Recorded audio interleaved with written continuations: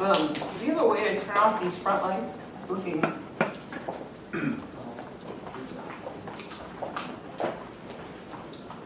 Well, good afternoon, everybody. Hopefully you've had your coffee after such a long and exciting day. Let's see if I can... I've been up since 4 this morning, so I'm totally ready for this. But I'm very excited to be here. So just to tell you guys a little bit about me, long ago and far away, I was a mechanical engineer. And when I was doing my undergraduate work, I got really excited by some work that was happening at Tufts around engineering education. Right? So thinking about, and we're going to talk about what that is today. And I'm going to make you work hard too, so you're going to have to do some analysis. And so I went on and studied education and did my doctorate work on engineering education, looking at how really young children can do this thing we call engineering. And that's how I ended up here. And at Tufts, we have a great center that's an umbrella for all kinds of folks that do research on this, from kindergarten through college in different disciplines, so in education, in mechanical engineering, and computer science. So lots of the work you'll hear about today is not only mine, but some of my wonderful, wonderful colleagues there. And for those of you who haven't heard of Tufts, we're down the road, we're up in Boston, you know, those other folks like MIT and Harvard, and you may have heard of those guys. So great. So let's see if this first part works. No? All right. We'll go this way.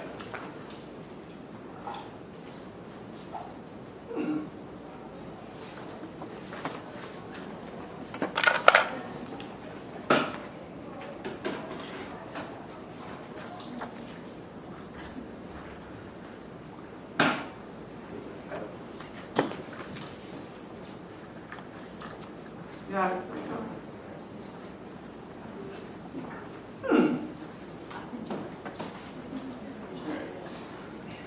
I don't know why the slides aren't advancing.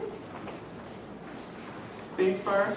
All right, we'll try a couple different ways. But what I'm going to ask you guys to do first is to look at some students. So one of the things that I always think is really interesting, right, when we talk about educational research, sometimes we're looking at all kinds of different data from students.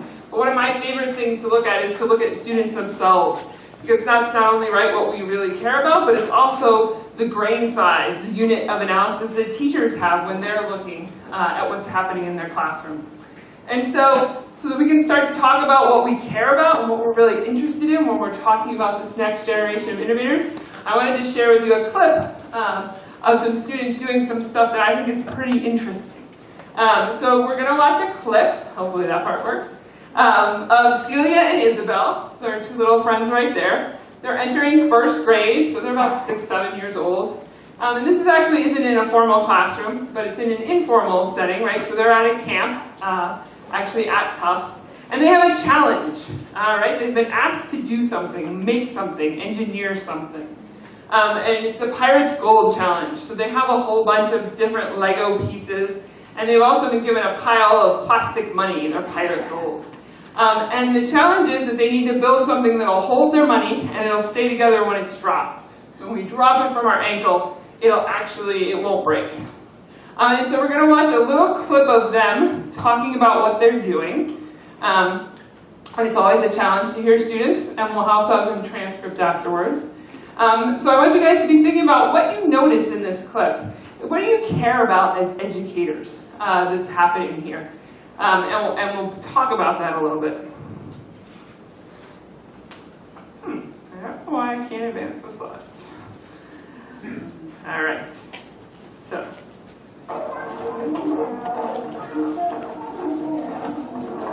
Okay, now try it. No. Bye. And see if there's anything that you noticed that you want to share with them. So find a neighbor. You might have to move. Right? And so we have the transcript up. I don't totally vouch for the Korean translation, as it may not be perfect. Right, but we have them talking, right? So she says, okay, try it now.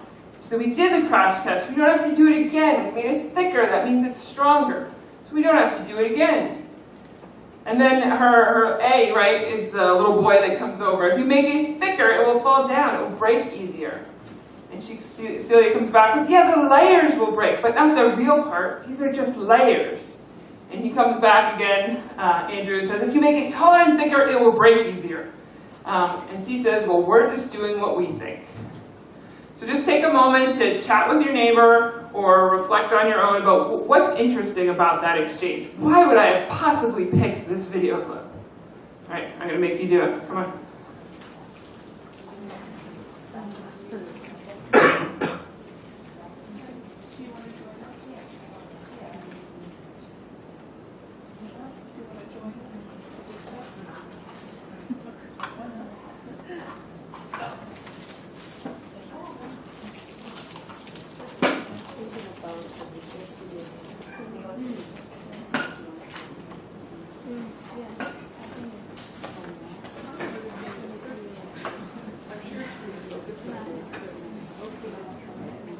Just take another 30 seconds, and then I'll ask if there's any brave volunteers. I hear your conversation, you're on camera.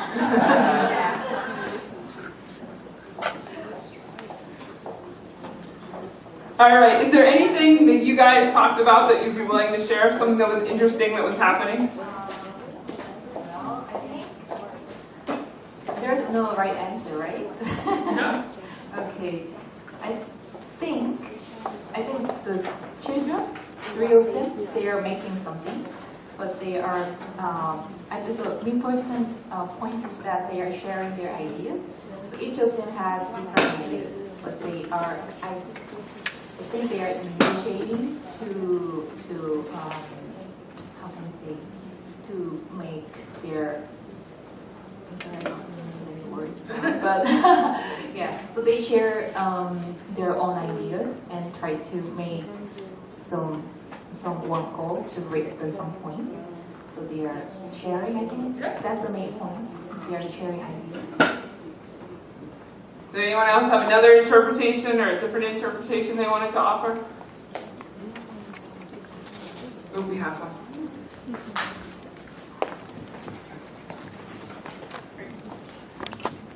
This may be outside of the realm of what you were looking at, but I'm interested in child I. She's saying, let's do this, Hajiman, we did this. They're not listening to her. So she is offering a counterpoint, just like the little boy. Everyone is telling their ideas, but no one seems to be actually listening to each other. So there's a lot going on in this clip. And one of the important points I think we always want to make when we're talking about teaching and learning is that in a moment of classroom interaction, there's a million things happening. And there's a million different choices and things we could attend to, right? And some of what you guys noticed is based in your values. And what I was really excited about this clip was related to the title of my talk. And all these things are valid, right? And there's all research on these areas. But in terms of, we're talking about making children innovators, there's an interesting thing that happens in this clip. So one is, right, we've tasked these kids with building a box to keep their money in. And, and Celia's challenging what that task is a little bit. She's saying that the part that breaks is the main part. That's the part you have to worry about. And these other parts that she put on are layers.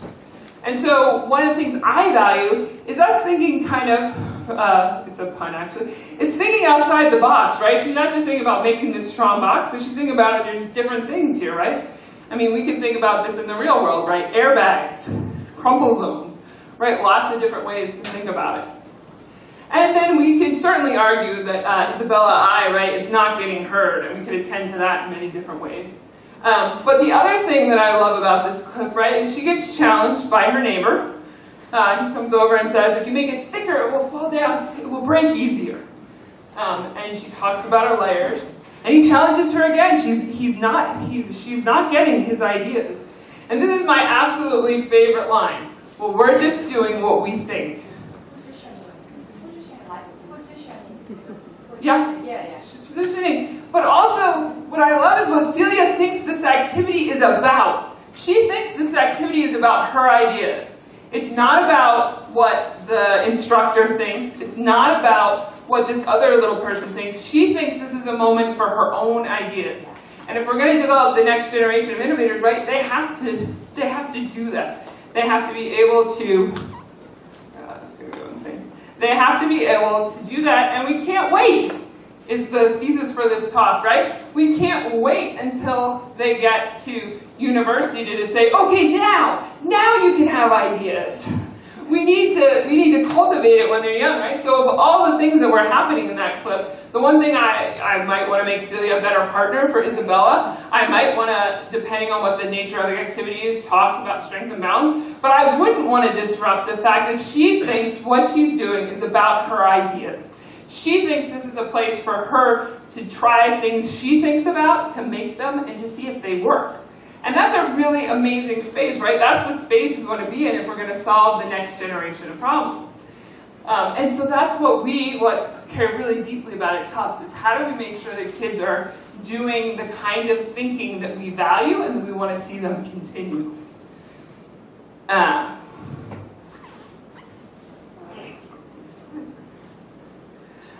So we know that there's a lot of challenges facing, right, the next generation. And why is it important for kids to be innovators is because we have all these challenges.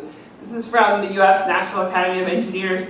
What are these big challenges that are facing us, right? And they're things from, making renewable energy to the clean water cycle to securing cyberspace. These are all things that have big ideas, and they don't have an answer in the back of the book, right? They're going to come from someone's ideas, and they're going to be the piece that moves it forward. So that kind of thinking we know is super duper important. And so at Tufts, we have a mission of trying to figure out how do we make that next generation of problem solvers. And we want to do that by empowering all students, and we actually do research kindergarten through college. We're going to talk about the littler ones today, but we actually do that. In innovative, research-based engineering experiences. So we're going to talk about engineering and why engineering, as a thing that children do, is an entry point to that. Yeah, I cannot make it advance. How do I do that?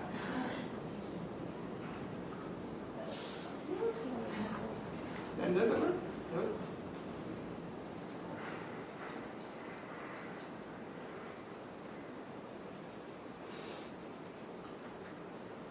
All right, we're just going to keep improvising. So engineering, right? We all use the products of engineering, right? They're all around us. The lights, the seats, the car we drove, right? We know the companies that do it, the Samsungs, the Apples, the Hyundais, the Googles, all the folks that are doing it. And this is the definition we like to use, right? If we think about what it means to engineer, we at Tufts talk about it as is applying understanding of the world in the pursuit of solutions to problems. Right, so engineers, we know they utilize math and science, but they also utilize all kinds of other knowledge about ethics, psychology, human development. And so that they bring that to bear on them. And what's amazing about engineering problems, right, is there is no answer. They're all ill-defined and messy if we get to the problem-solving literature, right? Figuring out what innovation needs to happen isn't necessarily a clear process. Yeah. And it's not clear for the professionals either, right? Engineering has that iterative process, and they try things. When Apple launches a new phone, they might launch 3 different lines of research, right? We're going to try to minimize the heat this way, we're going to try and get a better screen this way, and then we're going to eventually realize that one of those lines of work doesn't work, and we're going to cut it off. And so engineering we love as a methodology and discipline for kids, because professionals still don't have all the answers. No matter how much math and science you have, when folks develop products and processes, they have to test them. They have to prototype them, and they make mistakes, and there's grand failures in that process, no matter where you are. And so that, right, is a great thing for children to know, right? That not every problem that you're going to face in the world is well-defined and has a clean answer, and someone can tell you whether it's right or wrong. And so at Tufts, we spend a lot of time doing that and thinking about that. And you're going to see kind of our overlapping approach to this, which is a little bit different in terms of we do a lot of work with taking research to practice. So thinking about researching in the traditional education sense, as well as in tools and technologies, and then also taking that back to practice. So how does that actually get out into the world? Right, a lot of engineering research, when they find a new material that makes silicon wafers easier to manufacture, companies are clamoring for. But in the US, and I imagine other places, right, it's a lot harder to get research from universities and places into the classroom. And so we do a lot of that translational work at Tufts, which you'll see a bit in this. So just so you understand kind of where we're coming through and the philosophy that underlies our research, what we talk about a lot is kids can think, invent, discover, change the world. And given the nature and the mission of Kalci, this is probably a little bit of talking to folks who already believe this. So we have kind of foundational principles that go with our work. And the first is that children are budding engineers, right? So this is an asset, a strength way of looking at kids. We know that kids have ideas to bring to the classroom in science and mathematics and engineering. We know that as practitioners, right, that we've seen, and we know it from research too, that kids are trying to make sense of the world and form it. And so we think of it as our job to figure out how to tap into that. Our job at researchers is not to identify deficits or weaknesses or gaps in kids, but figure out what are their strengths and how do we create places and settings to advance that. The second part of our philosophy that you'll see a little bit of research on is that teachers are an integral part of the process. We think of teachers are to learning as doctors are to medicine, right? The teacher is the one who knows what's happening with his or her students in the classroom and are able to diagnose what's happening and figure out what should be the next move. And as researchers, we think that our job is to figure out how do we support them in doing that, whether it's through professional development or new tools that can support that kind of work. Right? We want that kind of responsive environment. If your doctor is responsive, your teacher should be too, because humans are messy, complicated beings at every age.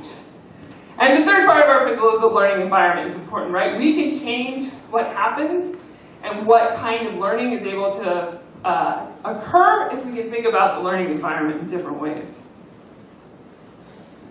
So first we'll talk about the kids can part and how we're thinking about that.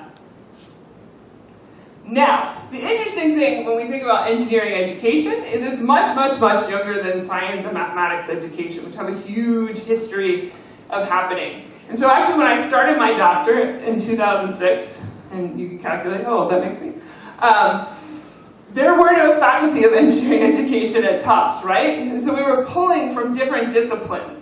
And that felt really challenging at the time, but it's actually also really powerful, right? Because we can learn important lessons there. And so I worked with two great mathematics educators who were really looking at some of these same ideas with the same perspective. So David Carraher and Anna Schliemann, right? They were looking at where are kids doing things, and what are we saying about kids' mathematical abilities, and are they static? Right, so they interviewed children who were vendors in the markets in Brazil. And they were all able to do all this kind of complicated mathematics, right, as they made transactions and made change.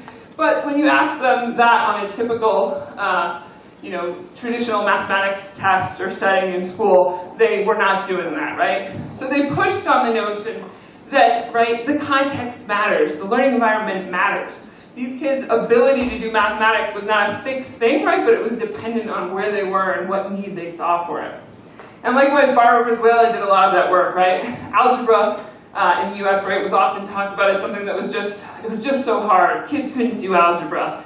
And even when you introduced it in 8th grade, it was a really, really hard idea. So she took it down into 2nd and 3rd grade to say, can we see children do it there? Can they do that kind of reasoning, right?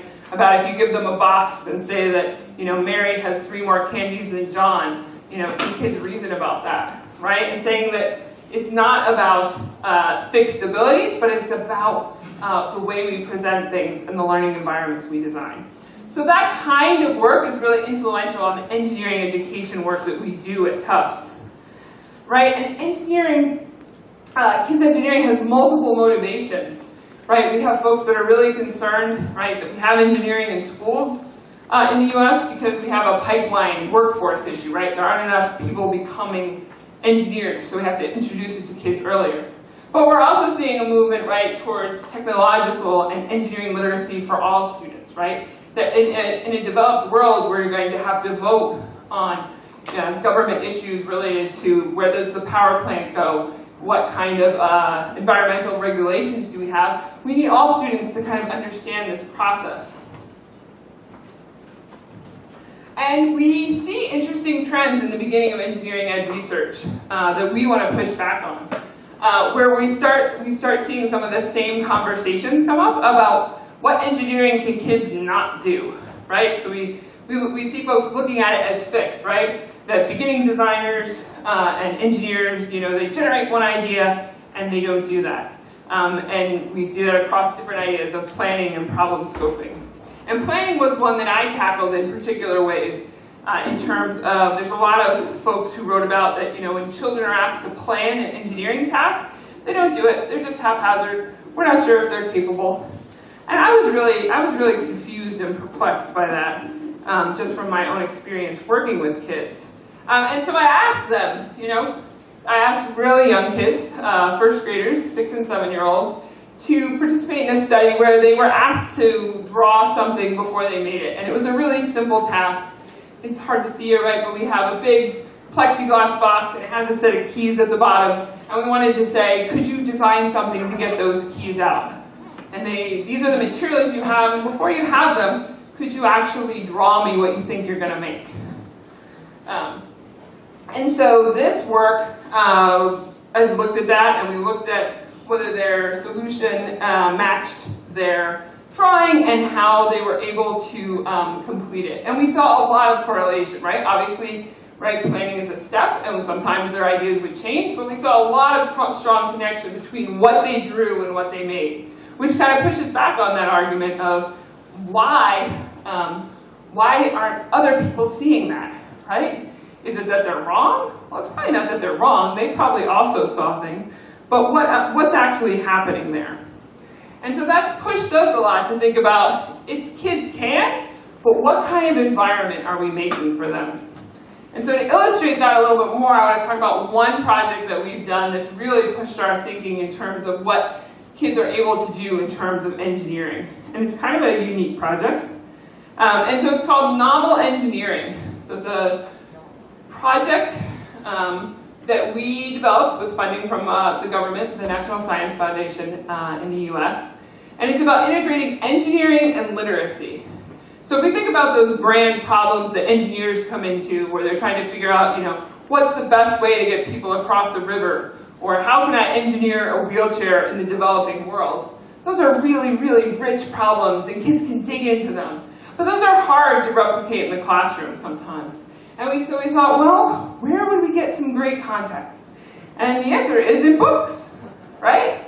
Especially in the US, right, where literacy and reading is super high stakes. We spend most of our time in school doing that. We have a rich context. We have the book that they're reading, that they're required to do, which has characters and clients and constraints and settings and all kinds of things that they can dig into. And if we can pull engineering problems out of that book and have them actually prototype things to help those characters, we have a really rich setting for them. And so that's what we've been working on for a bit. And this is kind of what it looks like. I apologize, these are very American books. So an example is a 4th grade, right, 10, 11-year-olds would read the mixed up files of Mrs. Baisley, Frank Wilder. So this is a book about 2 kids. The older sister, Claudia, has decided that her family doesn't appreciate her, so she's going to run away to New York.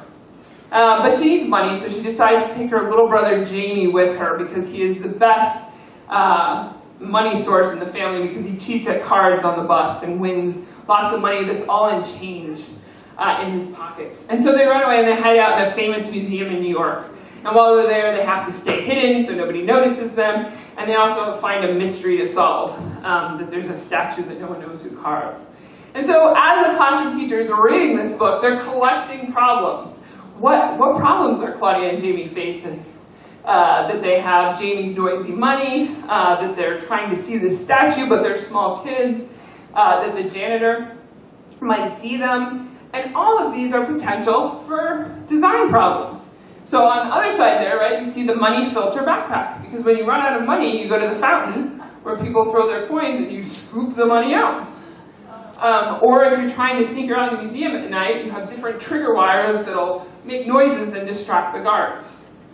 right? So to do these problems, right, kids had to dig really deeply into the problem. What would make sense? Like in the book, Jamie is really, the little brother is very, very thrifty and cheap. He just doesn't want to spend their money.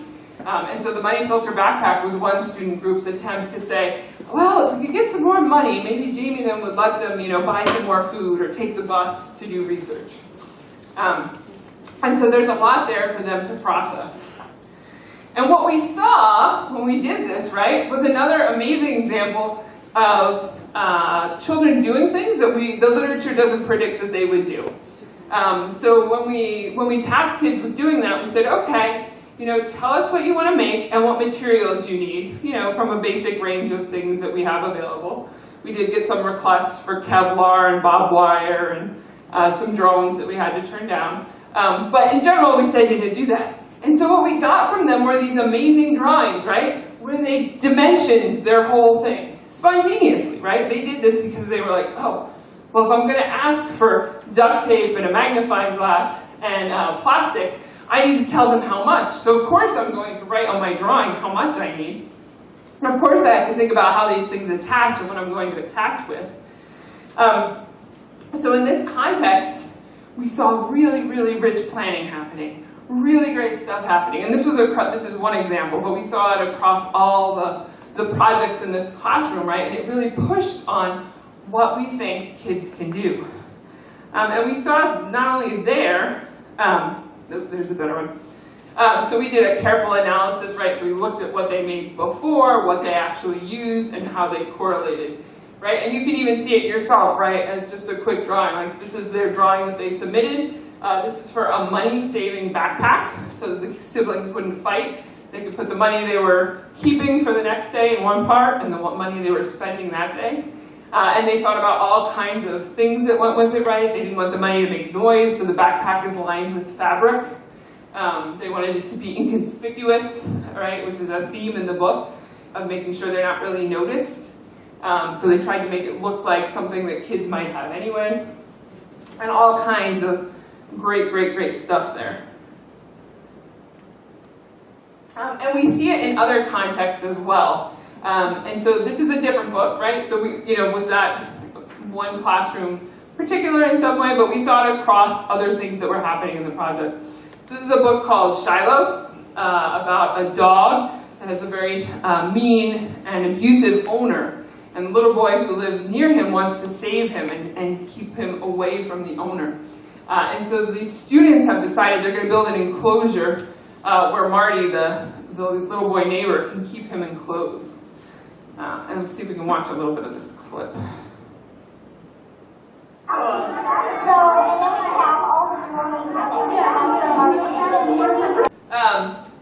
So right, we see it in their drawings, right? But the other place we always want to know if we see it is it actually happening in classroom conversations? Is this something that the teacher can see and recognize? And so, right, this group is talking about this, right? They're taking Marty's perspective. So as we think about, they're not only just planning, but they're doing other engineering practices as well. They're taking the perspective. They're thinking not only about what will work functionally, right? 2 feet or 3 feet high. So what would be in there? And how would Marty interact with it? Well, we don't want it to be too short, right? It only has to be big enough for the dog, but we also need it to be big enough for when Marty, the little boy, goes in there. And they go on and draw, right? And as you can see in their, their drawing, they're thinking about this really specifically, right? And it's this amazing conversation, right, that's going between the real world, right, that they actually are going to make this and test this out with a little plastic dog, and also thinking about the book and the characters, right? So this is a really sophisticated practice, right, of problem scoping, of actually thinking about design constraints and criteria. And this is another one that's really interesting. That's from the mixed up files. And so Henry and Mitchell have decided that they are going to build something to see over the crowd. And we have a little clip here of them trying to figure out what it would be made of. And so we'll see if this one plays a little cleaner in here. So he says,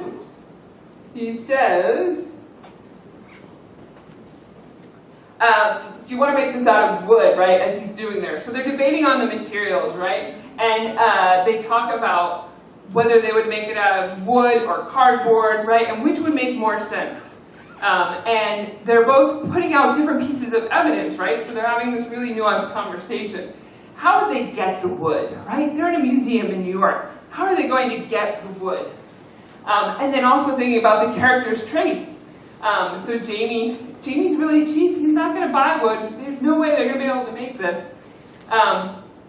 And they're also thinking about the properties of the material, right? So he says, but then cardboard, it wouldn't be as sturdy. And you know how flimsy cardboard is, right? So if you think about all the interactions that are happening here, right? Thinking about what are the characters' wants and needs?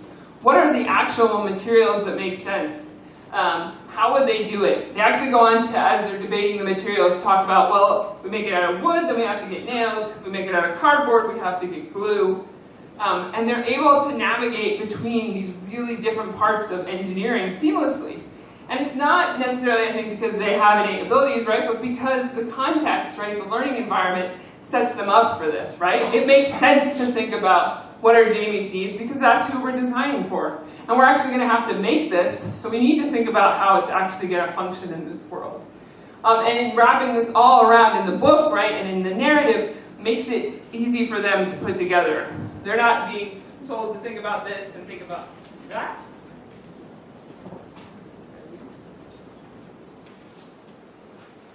I'm going to have the most technical problems today. Thank you. So they're going between all of those pieces.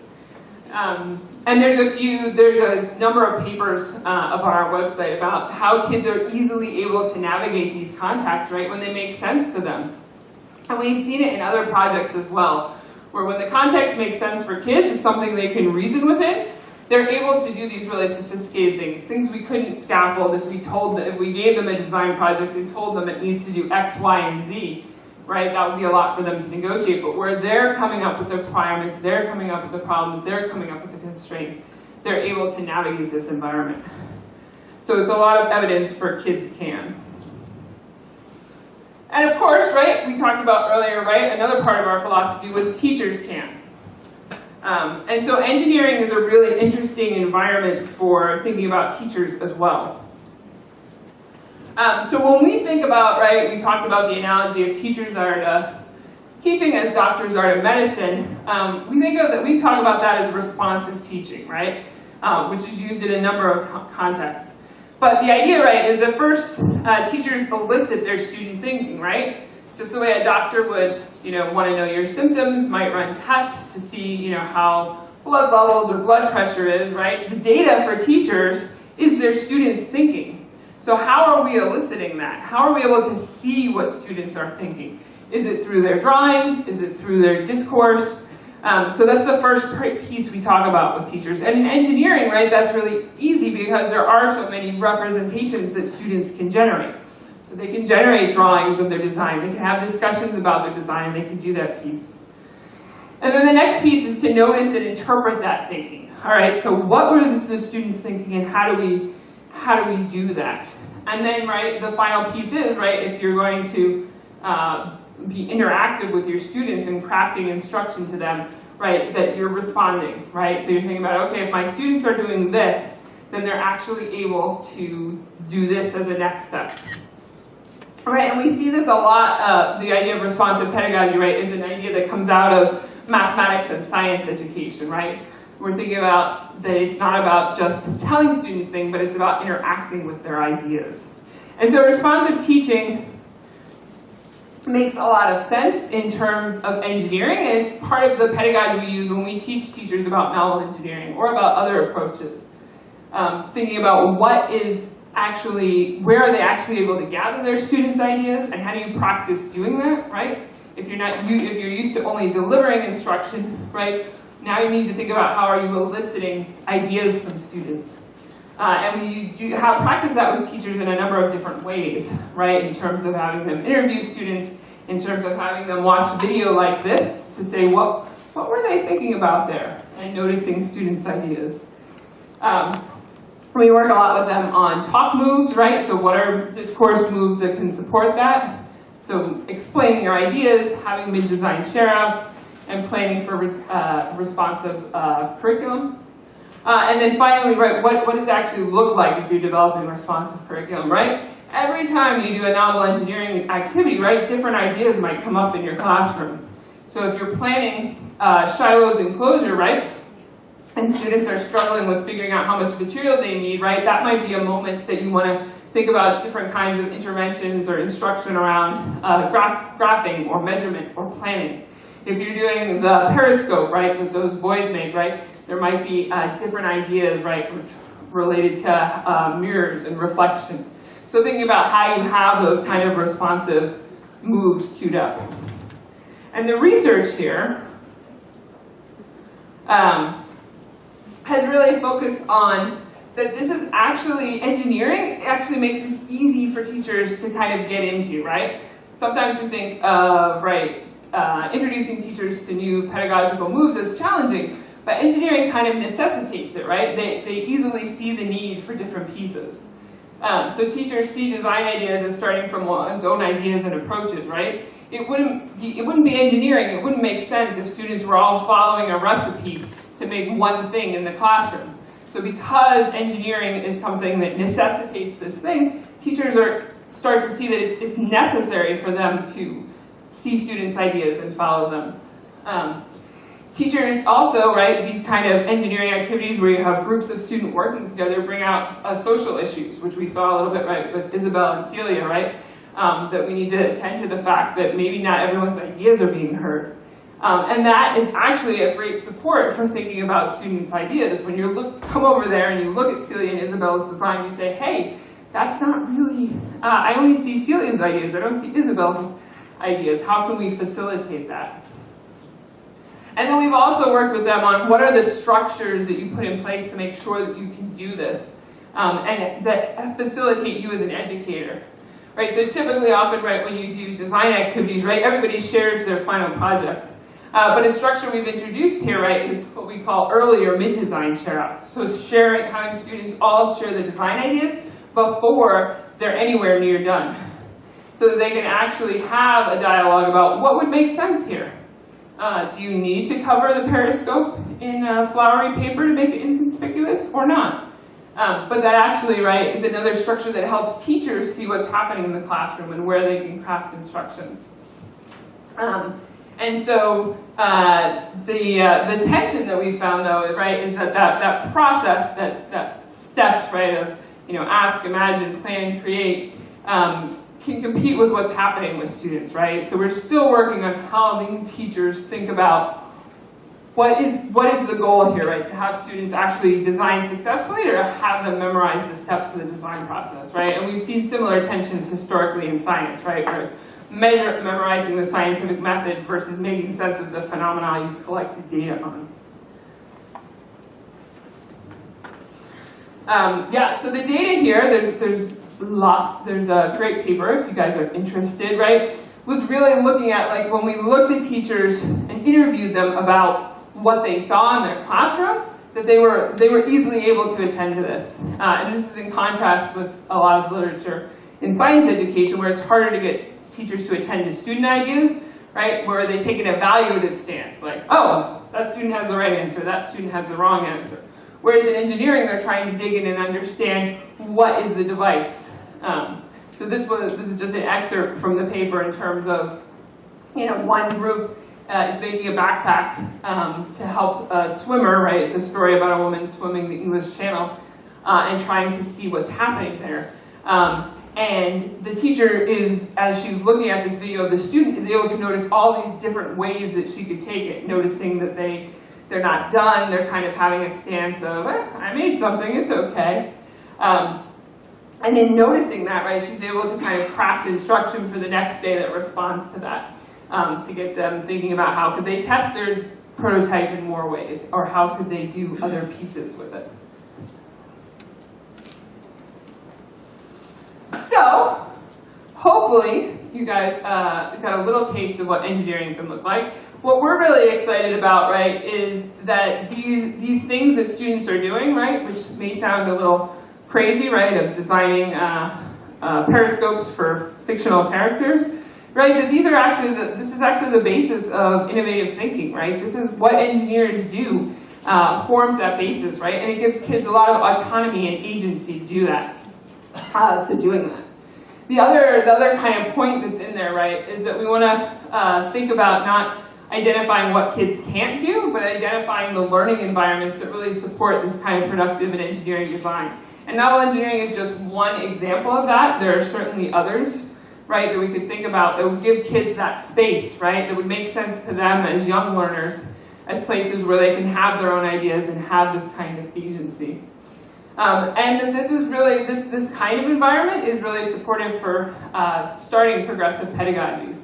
And one direction we're thinking of it is, in terms of while math and science are often the high stakes pieces that teachers focus on, right, that engineering might be a great entry point to helping teachers think about progressive pedagogy because it's so necessary there. And that might make it easier to do in other settings as well. So thinking about an arc for professional development that includes engineering as well as science and mathematics education with these more progressive and responsive pedagogies. So I think I will leave it there. I have to say thank you to my whole awesome team at Tufts. If you guys are interested, we do tons of different things there, so you should catch up with us on all those fun social media and Twitter things. We also often are soliciting for research or having cool outreach events, so it would be great there. But otherwise, thank you guys, and if there are any questions.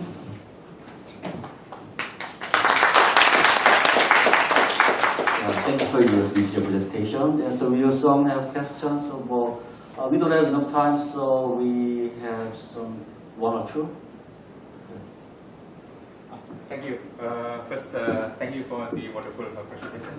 I would like to ask your suggestion how to integrate engineering education into the school curriculum. Obviously, if you want to make a continuous program, then we have to have from starting from kindergarten until grade 12.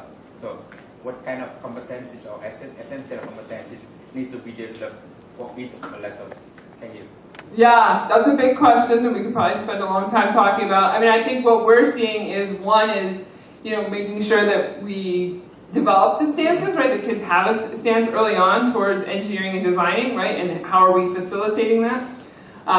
And then having those opportunities in meaningful ways every year. We still actually really struggle with that, right? Until testing season is over, a lot of teachers don't do some of these pieces. We are seeing more traction where it integrates with things they need to do. And literacy is a great one because it really, and you can check out the website for more of the papers, it really supports both disciplines meaningfully. And there's more work happening in science, but science and engineering, while natural together, are sometimes a little tricky to integrate there. But I think it's the commitment to having it throughout and making sure that it's truly meaningful for students. Okay. We have one more question. Are there any questions? No? Okay. We are moving to the next steps, and thank you very much for your presentation.